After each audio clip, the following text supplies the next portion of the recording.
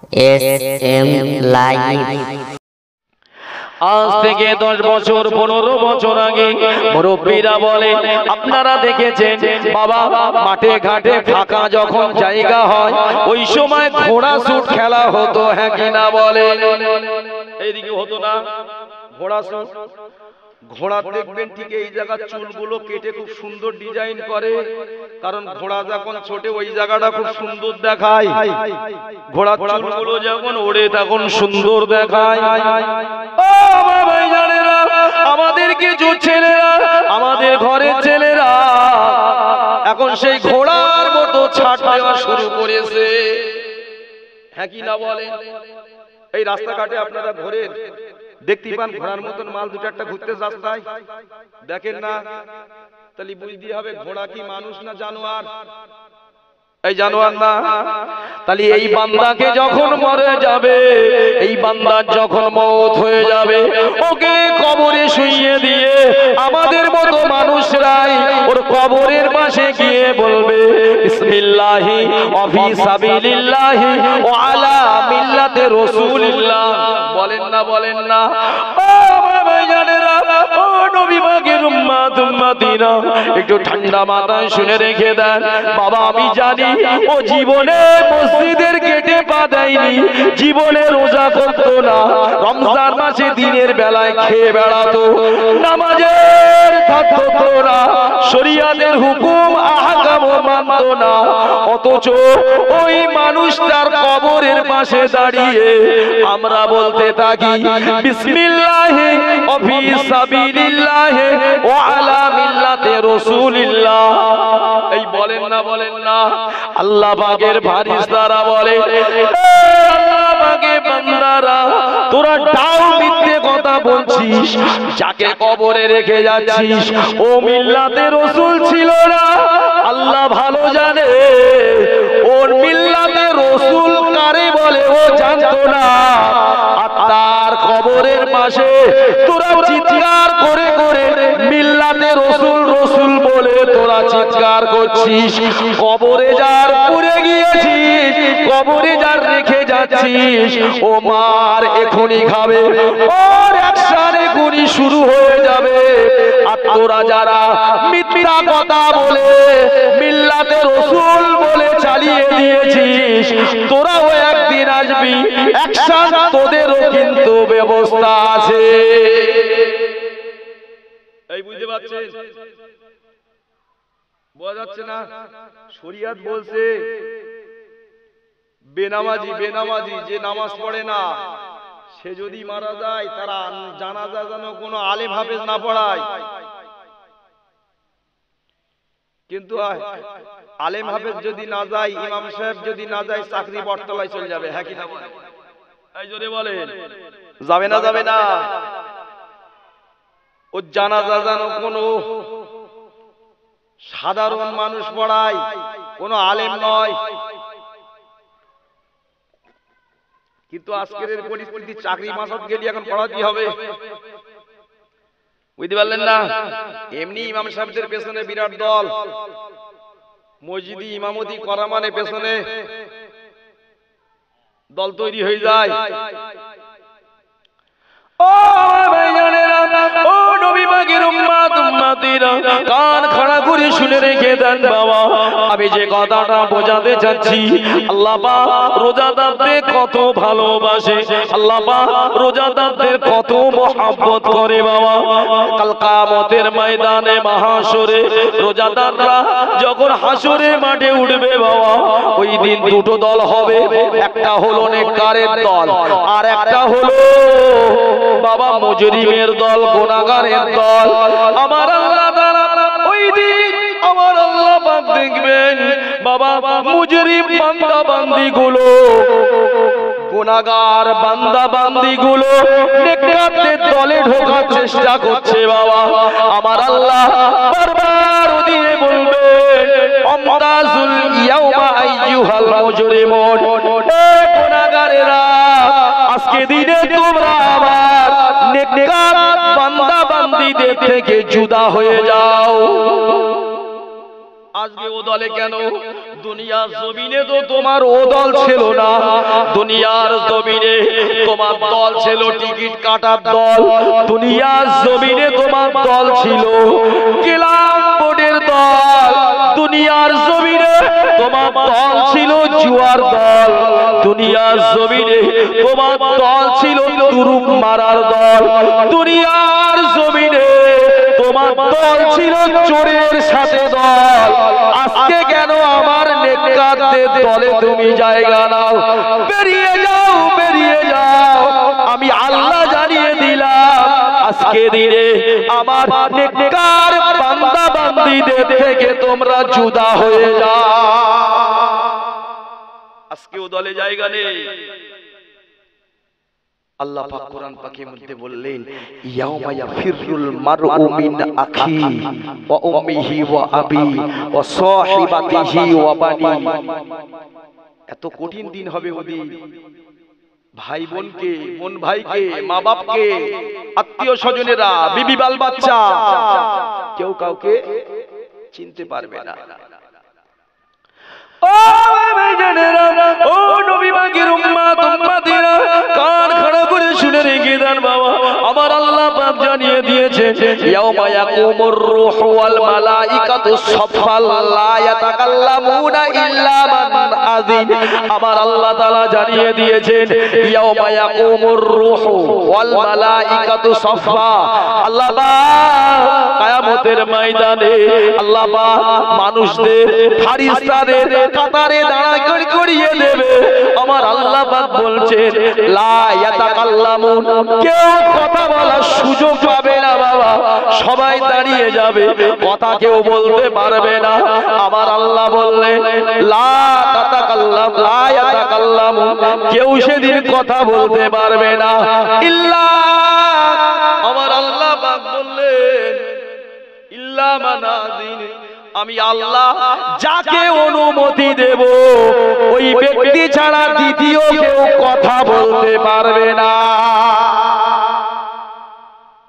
কোনো কথা হবে না সেদিন। ভাই, আল্লাহ হিসাবের সিংহাসনে বসবেন। হিসাবের সিংহাসনে আল্লাহ পাক বসে যাবে। আল্লাহ হিসাব নিকাশ করছে, হিসাব নিকাশ নিচ্ছে, বান্দারা হিসাব দিচ্ছে। আবার ওই সময় সূর্য তো মাথার উপরে, প্রচন্ড কষ্ট, মানুষের দরকার একটু পানি, পিপাসায় গলা ফেটে যাচ্ছে, পানি পানি চিৎকার, পানি পানি কলরব শুরু হয়ে গেছে। আল্লাহ হিসাবের সিংহাসনে বসে গেছে, হিসাব নিচ্ছে। আল্লাহর বান্দারা দেখছে দূরে একদল বান্দা বান্দি আল্লাহ পাকে ঠিক এমন আরশ পাকে ছায়ার নিচে বসে বসে জান্নাতি খানা পানি তারা মহানন্দে খাচ্ছে। একটু জোরে হবে, একটু মন খুলে হবে না? আল্লাহ, ওরা কারা আল্লাহ? আমরা এই কঠিন দিনে হিসাবের মধ্যে ফেসে গেছি। আল্লাহ, ওরা কারা?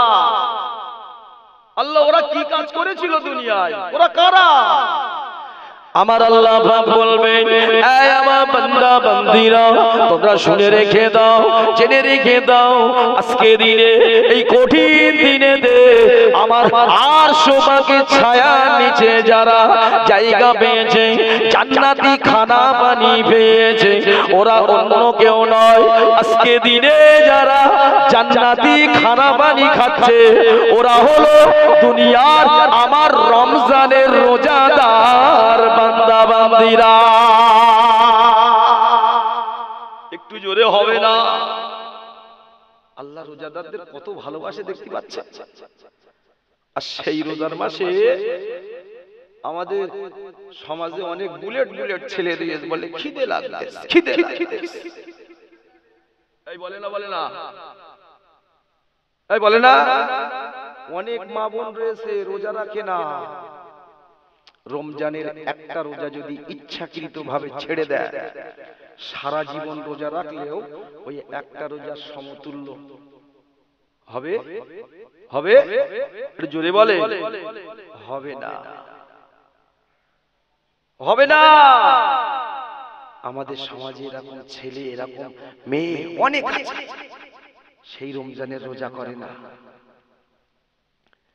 ও ভাইজানেরা, ও নবী পাকের উম্মত উম্মতিরা, কিয়ামতের ময়দানে মাহশরে আল্লাহ তাআলা বান্দা বান্দিরা বাবা যখন এক ফোঁটা পানির জন্য ছটফট ছটফট করবে, পানি পানি একটু পানি পাই কোথায়, পানি পানি করে ছটফট করবে বাবা।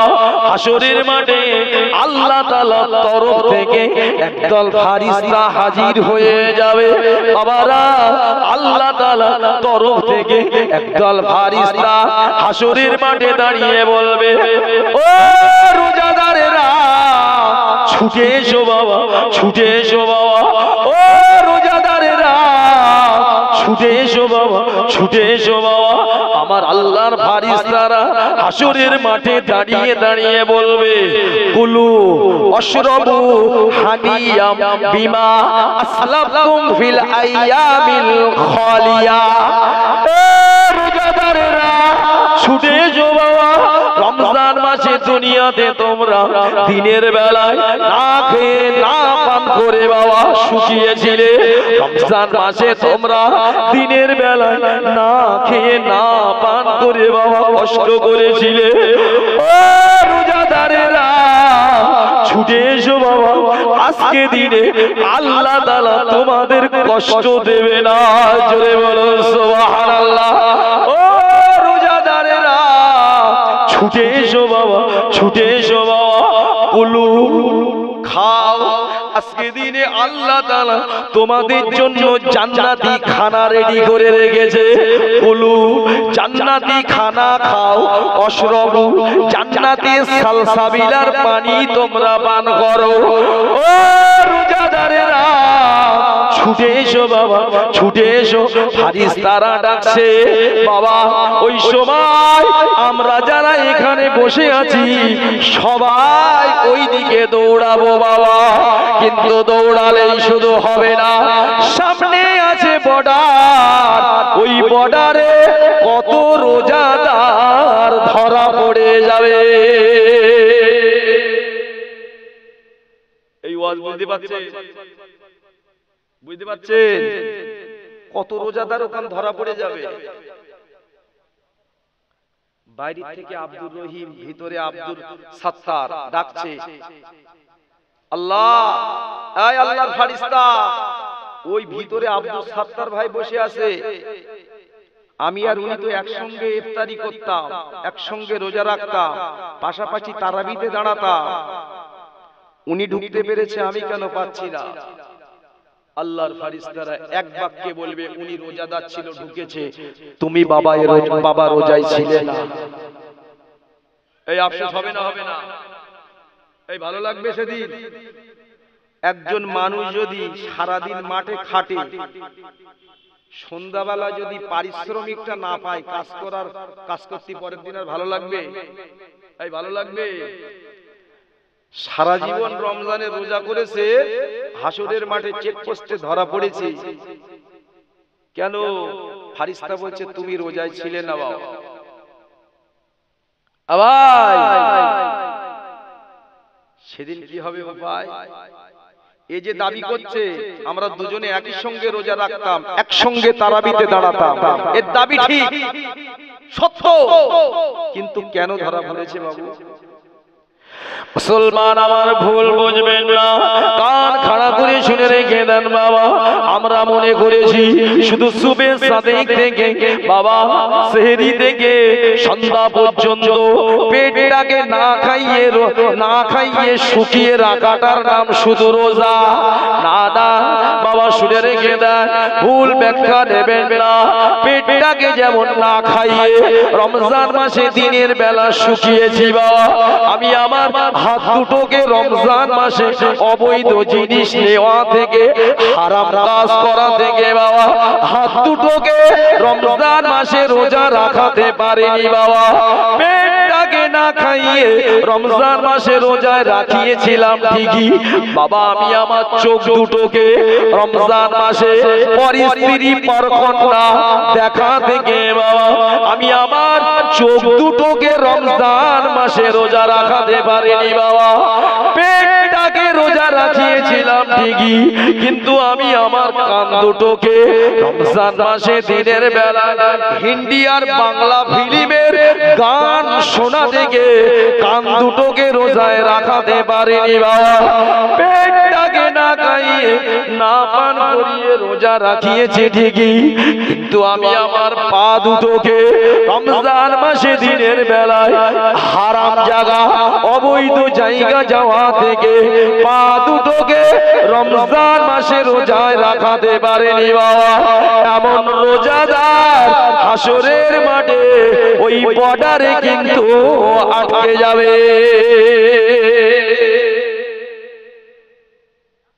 এই বুঝতে পারছেন? আমরা শুধু মনে করি সারাদিন যা করব করব, শুধু না খেয়ে থাকলেই রোজা। অত সহজ বাবু, অত সহজ নয়। রোজাটাকে যেন আল্লাহ পাক বিশুদ্ধ ভাবে আমরা রাখতে পারি, সে তৌফিক দেন। একবার বলুন না আল্লাহুম্মা আমিন, একবার বলুন না আল্লাহুম্মা আমিন। নামাজ আমরা পড়ি, নামাজ আমরা পড়ি, কিন্তু সত্যি কথা বলতে গেলে নামাজ যেভাবে পড়তে হয় সেভাবে আমরা পড়ি না। হ্যাঁ কি না বলে? এই পড়ে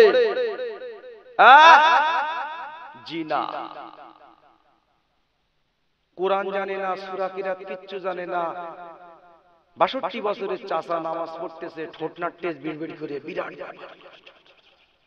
হারা চাচা কি পড়তেছিস? ও জানে না কিচ্ছু, ঠোঁট নাড়তেছে। মানে কি? ও দুনিয়ার মানুষের এতদিন ধোঁকা দিয়েছে, আর নামাজে দাঁড়িয়ে আল্লাহ ধোঁকা দেয়। হ্যাঁ কি না বলে?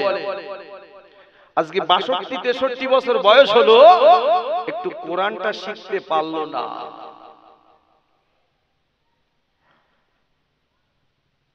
অথচ ওই মানুষটা ধরে দেখেন, চাচা আপনি তো পড়ছেন, নামাজ পড়ছেন, নামাজ পড়ে পড়ে আপনার কপালে স্টম্প পড়ে গেছে, কপালে দাগ পড়ে গেছে নামাজে। চাচা একটু তাশাহুদটা বলেন দেখি, একটু দরুদে ইব্রাহিমটা বলেন দেখি। ও বাপ, বয়স হয়ে গেছে, কত বড় দোয়া ও আমার দ্বারাই হয় আর হয়, আমি চোখে ঠিক মতন দেখতে পাইনি আর হয়। অথচ ও 2 টাকা কম দিয়ে দেখেন, তখন চোখে দেখতে পাবে। আর 2 টাকা কম কেন?